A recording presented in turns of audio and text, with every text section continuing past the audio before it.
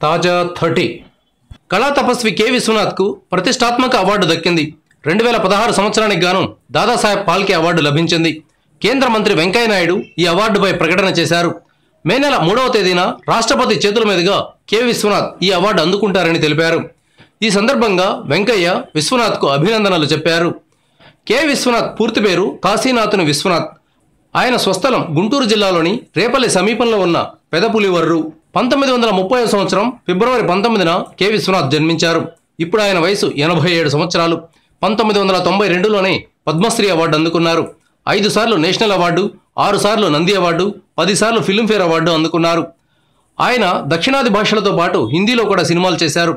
K Vishwanath పేరు చెప్పగానే ఎన్నో కళాఖండాలు కళ్ల ముందు కదలాడతాయి. శంకరాభరణం, స్వాతిముత్యం, సప్తపది, సిరిసిరిమువ్వ, సాగర సంగమం, సీతామహాలక్ష్మి, సిరివెన్నెల, సూత్రధారులు, స్వర్ణకమలం, శృతిలయలు, శుభసంకల్పం, స్వయంకృషి లాంటి ఘన విజయాలు అందుకున్న సినిమాలు ఆయన ఖాతాలో ఉన్నాయి. సంగీతం, నాట్యం ప్రధానాంశాలుగా ఆయన ఎక్కువగా సినిమాలు తీశారు. ఆయన దర్శకుడే కాదు, గొప్ప నటుడు కూడా. వయసు మీద పడడంతో ఇప్పుడు ఆయన సినిమాలకు దూరంగా ఉన్నారు. Thank you viewers. ఈ వీడియో మీకు నచ్చితే లైక్ బటన్ టచ్ చేయండి. తాజా 30 ఛానల్కు సబ్స్క్రైబ్ చేయండి. మీ మిత్రులకు షేర్ చేయండి.